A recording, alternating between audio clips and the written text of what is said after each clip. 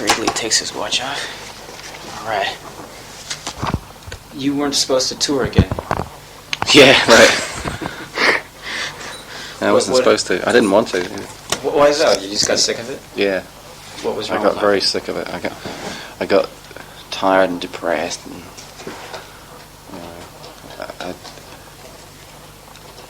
I just got sick of it. The reactions of the crowd, you weren't being understood, or you didn't like life on the road in general? Well, some of all of those things, yeah. I mean,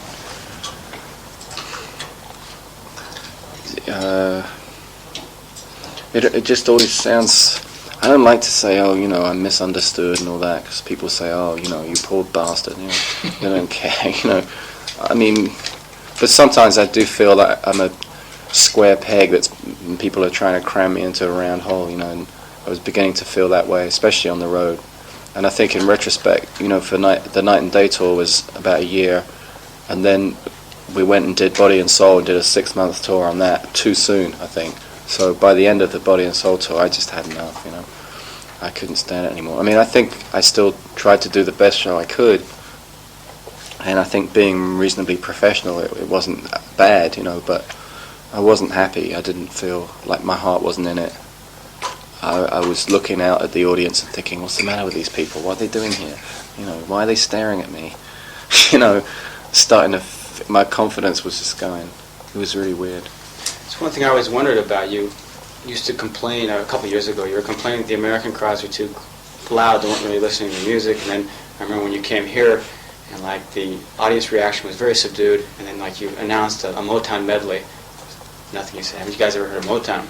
It's like, well, what do you have to do to please? You're either too loud or you're too quiet. How about yourself when you're listening to music? When you listen to something like salsa, do you just kind of sit back very silently, or you actually get up and get into it? I've always wondered about that. I think it depends. It depends. I think the first experience of playing here for anyone that's ever played here is a little strange, just because. I think now, having been here 3 times, I understand it a bit more, and I actually really appreciate the fact that people are sitting there and listening and being polite. I think it's very refreshing, actually. Mm-hmm. I mean, it's just the first time here. I didn't know what was going on. I thought maybe they didn't like it or something. I mean, I was used to those rowdy kind of audiences, so I didn't know what to think. But I mean, it's just to me, it seems very obvious that if someone is on stage doing something which is maybe very quiet and quite subtle, that you don't stand up and scream and yell in the middle of it. To me, that just seems very obvious, and yet it doesn't seem obvious to a lot of people. When I turn around and tell people to shut up and listen, they think I'm being, temperamental and weird and like, what's the matter with him, And I know it goes back to, like what we're just talking about. Sometimes you just feel like, God, these people just don't get it. They must be appreciating it on some level or another because they're here, but they don't seem to get the point. And that's very frustrating sometimes. But that's life, How about when you're? Please go. Well, I don't want it to seem like I'm moaning and complaining and feeling sorry for myself. I mean, on the whole, I think even in the States, where there are definitely the world's worst audiences, and most obnoxious audiences, I mean, even touring the States can still be great, and there's still, certain cities where people do listen, and, it's still worthwhile, I think. How about yourself as a listener? I mean, you say up on stage you're getting the feeling, what are people doing here looking at me? When you're looking at somebody on stage, you ever get the feeling, what am I doing here looking at this bozo? Sure, yeah. Many times. Well, I mean, if it's somebody you really admire, do you ever get that feeling? Is that possible? Well, if it was someone I admired, I don't think I would feel like that, no. Is that right? Yeah. If it was a good show, I don't think I'd feel like that. Uh-huh. I mean, it's really a question of where I was at, not where the audience was at, I think. I mean, I think having had a couple of years off and going back out and feeling a bit better about it, or feeling better about the new album and so on, I found even some of the concerts that were to a certain extent ruined by moronic elements of the audience, I still was able to go off afterwards and say, well, most of them liked it, or half of them liked it, so it was still worth it. You know? Do you change the shows at all to try to keep down the moronic elements?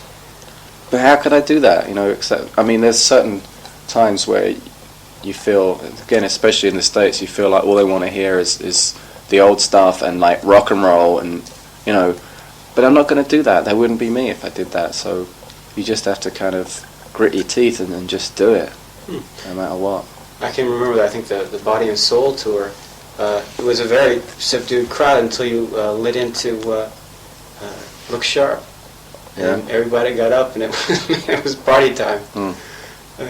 Is that type of thing still on the show now? Where it almost is an open invitation to get up and dance. Well, I don't feel anything is an open invitation to get up and dance. I think if a spontaneous thing happens where people feel like they want to get up and dance, then great. You know, I'm not going to tell them not to. But at the same time, I'm not going to say, "Hey, everybody, get on your feet! It's time to get up and dance." To me, that's an insult to the audience. You know, it's not for me to tell them whether they should sit or stand or dance. You know, so anything that happens spontaneously and feels right is okay, I think. From both the stage performance and from your records, one gets the feeling that you have intense devotion, a real feeling of commitment to what you're doing. Have you always been that way, you know, in regard to everything you've done so far? Has it just been music? I suppose the reason I'm doing music is because that's the thing I feel most committed to. So I suppose I probably don't feel as committed or as devoted to anything else, otherwise I'd be doing that. Although I hear you're quite a baseball fan these days.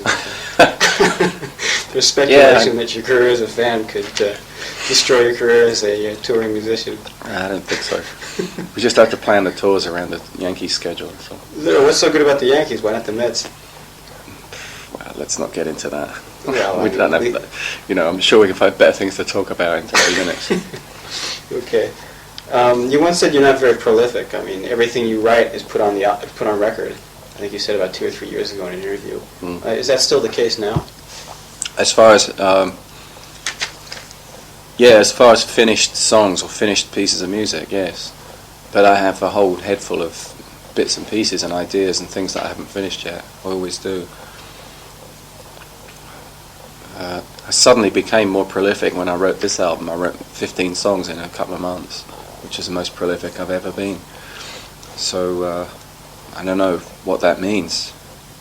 But I always used to just sort of spend a year writing a song here and a song there until I had 10 or 12, and then it was time to do an album. And this time around I didn't write anything at all for nearly 2 years, and then suddenly wrote 15 songs in 2 months, so I don't know. I don't understand it. I mean, it's not, it could change, you know, I mean, anything could happen, obviously, become apparent. What was behind the 2-year gap there? Why didn't you write for that much time? I didn't want to write anything. You just completely, I was burnt out, huh? Yeah, I think I was just burnt out, and I did,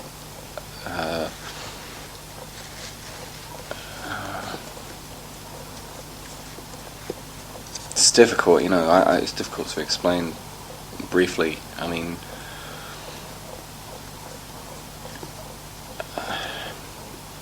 I was just sick of the spotlight on me, you know, and I felt that the only way to get out of that spotlight was to not write, to not release records, and so on.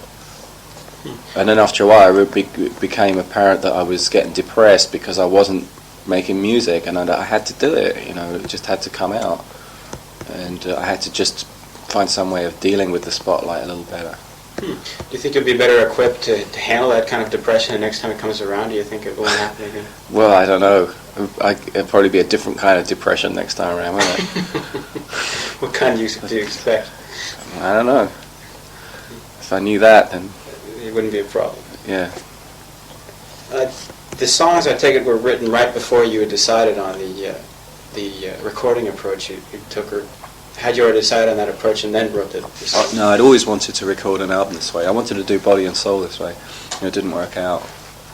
Various reasons. I think we were not well prepared enough for it, and it was a big band, and we couldn't get it to sound right, going direct. But I've been wanting to do this for a long time, and it was a bit of both. I mean, I thought, okay, I'm really going to try and do it on this album. And as I was writing the songs, I was conscious of that, and thinking in terms of using the bare minimum to make the songs work. Just using it, 3 musicians again, like I did on the first album. And I thought I'd try and see what could be done with that, see if I could make it sound different, And as I went along, I did find that, I had an open mind about it. I thought maybe this isn't going to work out, as I was writing the songs. I was thinking, no, this one's going to have a synthesizer. And then I would think of another way around it, And the only thing I found myself doing in the end was using the backup singers on a few songs. Just because some of the songs really needed a lot of voices, and it wasn't working out with just the 2 guys in the band singing. Neither of them were great singers, and it wasn't really working. So that was really the only compromise I made as I went along. It just worked out. Would you have changed any of the songs? Going back, would you change anything that's on vinyl now, if you had the chance? No. There are things that are not quite perfect, but there's nothing major. I'm really pleased with the way this album came out. It actually turned out better than I ever dared to hope that it would, and so I wouldn't change a thing. There are mistakes here and there, and there are sometimes things aren't quite balanced right and so on, but the fact that we got good performances down direct to 2-track, to me it's just great. That was the whole thing about the album. That's what makes it what it is, so I wouldn't want to change it. It seemed like Right and Wrong was kind of an odd choice for the first single. Yeah, I thought so too. I was very surprised that A&M picked that. That was their choice, and I was amazed. You didn't ask for their rationale, or you just let it go? No,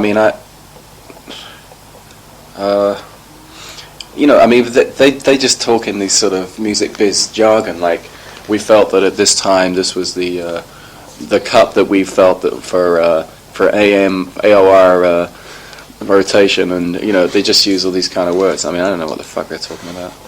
I still don't really know why they chose that one. Did another single come out after that? Yeah, Hometown. Oh, that's right. Yeah, which didn't go very high as well. Didn't do that well. Do you think would you have made a different pick then? What would you have selected? I don't know. I probably would have gone with Man in the Street, or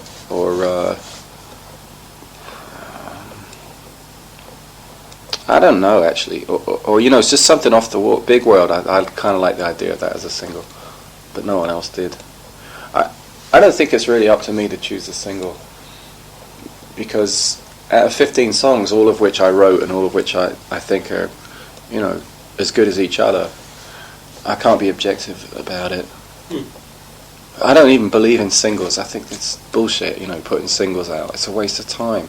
That's like a real outdated pop concept, I think. And I actually kind of resent the fact that I even have to put singles out. I do it because hopefully singles get played here and there where album tracks don't, and hopefully people hear it and like it, and then they buy the album. So I can see that, but the importance that's attached to having a hit single to me is ridiculous and way out of proportion. For artists that are not top 20 pop artists, and so I don't like that. And I think it's up to the record company people to say, well, given that we have to put a single out, this is the one that we think we can do something with, so I'll just let them go with that, do what they can. But then again, for the Joe Jackson fan in, Tuna Fish, Wisconsin, who has no access to FM stations or record shops, AM radio is all he has. And, whatever singles gets played, that's all he has access to. Unfortunately, yes. So I'm not disputing that. I don't think it's an unfortunate situation that everyone should have to be represented by a single.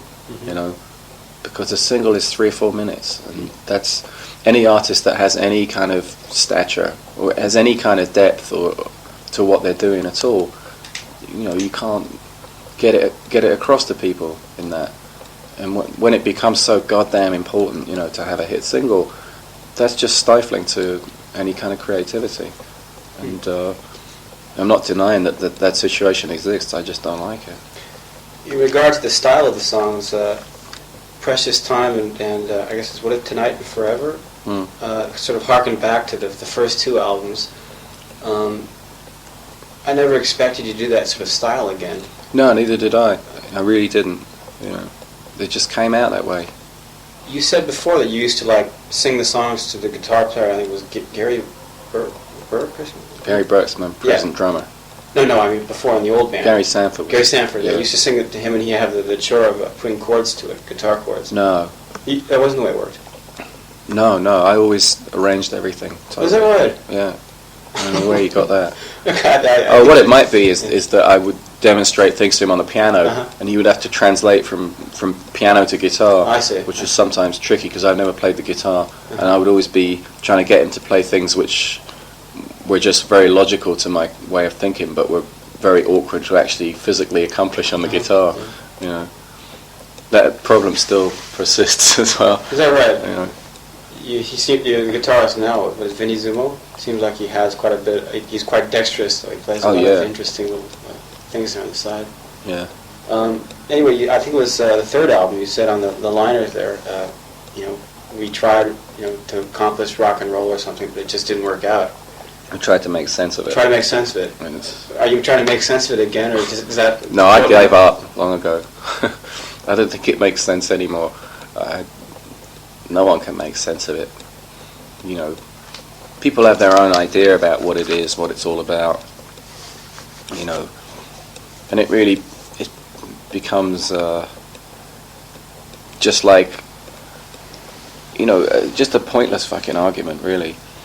I mean, I could say, well, this mineral water is so much better than Evian, and Evian is the real mineral water, I mean, do you know what I mean? What's the difference? It's like, it's either good music or it's not. Oh, I see. There's no need to insist on a certain style. It's either good music or bad music. Well, I just think the whole idea of what rock and roll is it's well past the point where it was a defined thing, because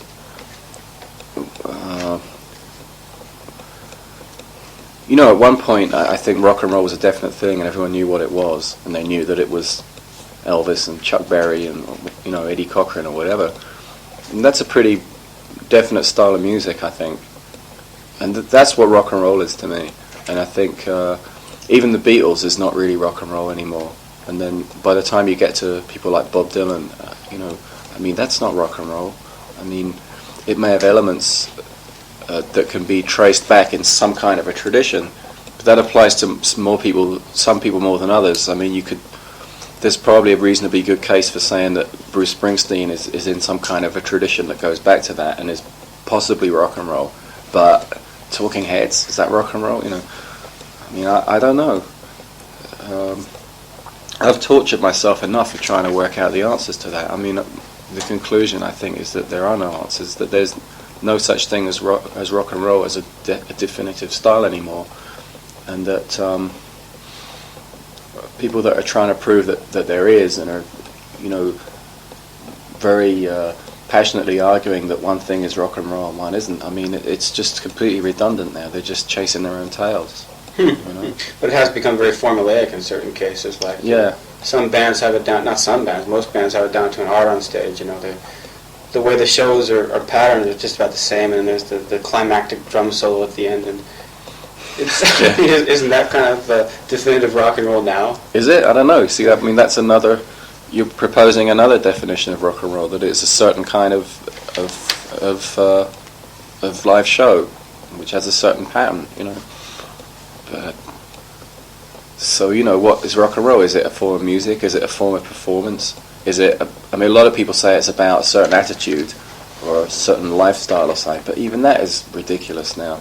I mean, there's still people that think that prime element of rock and roll is a certain element of rebelliousness and, you know, outrageousness. But that's become formularized totally now. You know, it's institutionalized. There's, you know, every year a new heavy metal band comes along doing the same shit, and a new generation of 15-year-old guys, you know, who just started drinking beer, comes up and consumes it. At least that's the way it appears. So, I mean, how the hell is that rebellious? You know, that's, you know what I mean? I mean, there doesn't seem to be any definitions of rock and roll which really work anymore.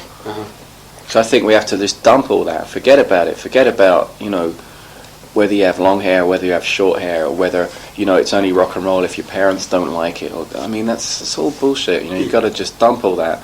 Just think about, you know, making good music, as far as I'm concerned, anyway. Your lyrics seem to be misunderstood quite a bit. People label them negative, whereas they've always struck me as very positive, like especially on this album. Yeah, I you think so. clamor for change, you try to point out what you think is wrong, or what doesn't quite make sense, or even, you know, what is it, Shanghai, I'm really terrible at song titles. I know every Shanghai Sky. Shanghai Sky, so you just kind of wonder at the marvel at the wonder of it all. Have you always been inspired by those sort of positive lyrics to try to dig down and point out what's wrong? Well, I think that's a really good point, and I'm actually really glad to hear someone actually fucking get the point, because so many people think that, you know, interpret it as me being negative and whining and criticizing and, you know, all the rest of it, whereas I've always felt that my lyrics are very positive, and to me it's much more positive to tackle a real situation and say, wait a minute, you know, this is wrong, or this is another way of looking at it, or whatever. To me that's very much more positive than just prancing around singing how wonderful life is, you know. I mean, that's just, anyone can do that. So I think to make observations and question things and even criticize things is very positive. It must be somewhat of a, well, it must give you a good feeling to see things like Sun City happening then, like the project against Sun City, or how do you feel like about that type of thing? Well, that type of thing being, like including Live Aid and all that sort of stuff, or what?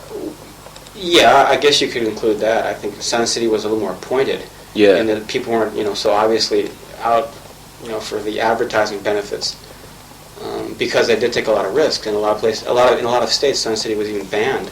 Yeah. Places wouldn't even play it. Mm-hmm. What do you think of something like that? I think Sun City was pretty good. I think some of the other things were a bit, you know, naive and a bit misguided, and I would question the motives of some of the people that were involved, you know. I mean, I think it was just tremendous promo for all those people that did it, and I don't think they were all that bothered about starving people in Ethiopia. But I think it's basically, I mean, my feeling is that Bob Geldof is okay and probably is very sincere, and a lot of other people are too, and it's like, has a lot of positive aspects, but it has some negative ones as well. I think it's certainly not evidence of any kind of political awareness. You know, I think it's quite the opposite.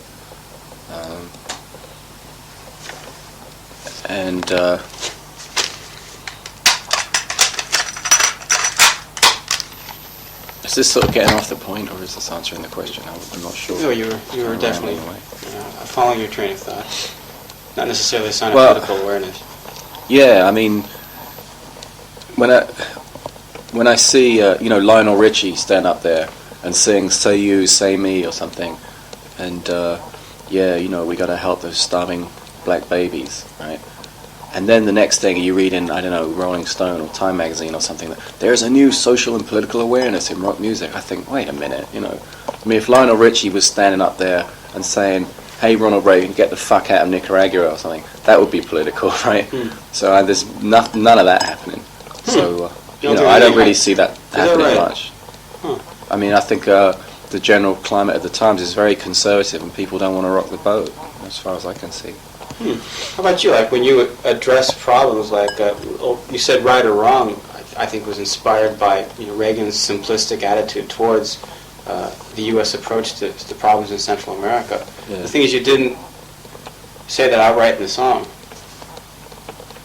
Because the song isn't really exactly about that. The song is more about, it's kind of an average man in the street, terrible cliche, but it's sort of the average man in the street trying to work out through what's given to him by the media, trying to work out what is the truth, what is right and what is wrong. That's more what the song's about. It's not really just a criticism of Reagan's policy or something. And at the same time, in Tango Atlantico, some of the references in there are kind of obtuse as well. Although I get the feeling you're talking about, the Falklands. Yeah. I don't think they're obtuse at all. But right? What do you think is obtuse? Well, you talk about what if the lady smokes cigars and she's the general and the lady. Right. Lady does. General, what's his name? The Argentine general. Uh-huh. I forgot his name. The guy they put in jail now, right? And of course Thatcher still refuses to negotiate with Argentina. The general shines his medals up for one last chance, and she flashes victory signs and smokes cigars. Who used to flash victory signs and smoke cigars? Winston Churchill. You're supposed to get this. Okay. You're supposed to pick up on that. Right. Okay, that's my own lack of. No, I said. Okay. Bad point. As we're winding down here, I wanted to ask you about Mike's murder. That's something you've been, I think, wronged for, because you're listed in books as that having been like the worst period in your career. How you got involved in Mike's murder, Really? and then that was. Who says that? That was in like it's like a British encyclopedia type thing on rock music, and the listing under Joe Jackson says the one black page of his career was when he tried to do Mike's murder, and the soundtrack was shelved or something like that. Whereas the movie itself, I think, was pulled from the market. What happened there? I was asked to write music for a movie. I thought the movie was okay, nothing special, but I was dying to do a movie soundtrack. I mean, I've been asked a lot to write songs for movies, but I don't want to do that really. This was actually scoring the whole movie, so I jumped at it. Then what happened was they finished the movie. They gave it a couple of sneak previews. Audiences hated it. They panicked, decided that the whole thing was going to have to be recut and reshot and all the rest of it. And somewhere along the way, they got rid of my music as well, and brought in John Barry. I think partly because the movie was changed so drastically that my music didn't fit anymore, and partly because I think that they did what everyone does when they're spending fortunes of money and think they might not get it back, which is they try to play it safe. So they brought in John Barry because they figure, well, this guy's written the music to the James Bond movies and stuff. So they brought in John Barry. And the next thing I know, ages later, when I'd almost forgotten about it, the movie finally came out with none of my music in it. Is that right? No one even called me to tell me what was going on. I had to pay to see that fucking movie, and it was terrible, right? I mean, it was much worse, actually. I mean, they actually... It's really funny. I mean, this happens all the time. They recut and re-edited, and they reshot sections. They changed the movie in the hope of making it a more commercial proposition, but in the process they took out everything, the few things that were good about the movie, including my music. And that's the story. I mean, that's all there is to it. But in the meantime, it had been agreed between the movie company and A&M and myself that the soundtrack was going to come out on a certain day, and it came out, and the movie had not come out yet, right? And then after that, they changed all the music. So it was just a screw up, I mean, we just ended up with an album out there, which ended up not relating to the movie after all, and it's just, it's just one of those things, really. One last question here. Do you have any other projects lined up with other musicians? I remember you played on John Arbitrating's album a while back. No, I don't have anything lined up. But no one ever asks me. You were asked for that one, though, I think. Yeah, and I did a track with Suzanne Vega as well. That's right. Yeah, which was in that movie, Pretty in Pink. Uh-huh. I think it's going to be on her next album. Uh-huh. apart from that, no one's asked me. Would you be willing to do it if it was the right Sure, yeah. person? Yeah, Anybody in mind? I'd like to do it a lot more. Anybody you'd like to work with? No, I mean, I would just consider any offers, basically. Sounds okay. I think we have to get a couple of pictures here before we take off. Is that okay? All right. どこで撮ります？